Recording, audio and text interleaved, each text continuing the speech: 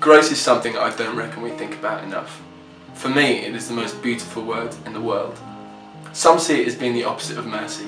Mercy being not receiving something that we do deserve, and grace being receiving something that we don't deserve. For example, imagine that you're pulled over after speeding by a police officer, and he comes up to you, and even though you've broken the law, he says, "I'm not going to charge you, you're free." Now that would be an example of mercy. Now imagine that the same thing happens and the police officer comes up to you and gives you £100. Now that would be an example of grace. Now whilst it's a silly example, it does show us how amazing grace is.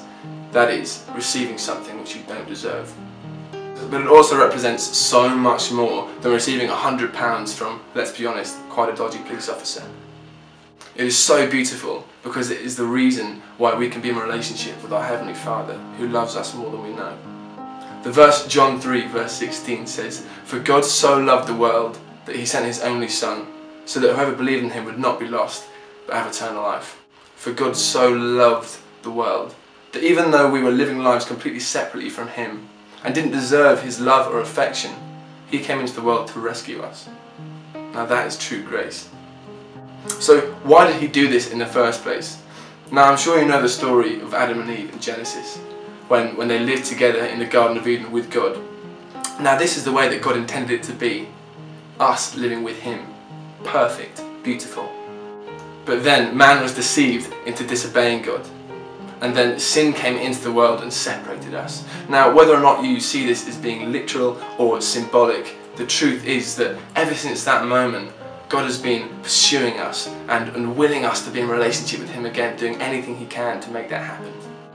In the book of Jeremiah in the Old Testament we see exactly why He does this.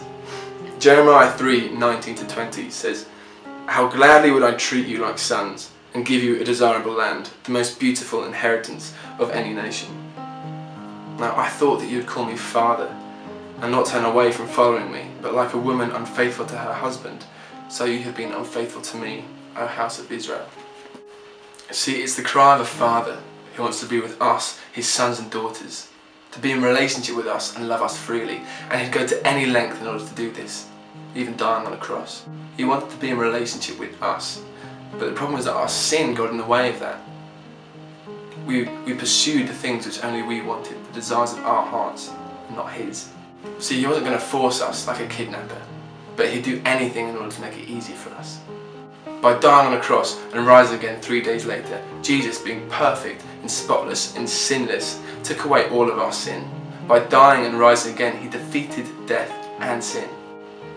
Now this means that we are free to be in relationship with Him. Now forget all the bad things that you've done, the things that you regret, because even they can't separate you from the love of God. Nothing can. Nothing can separate you from His forgiveness because of what Jesus did on the cross.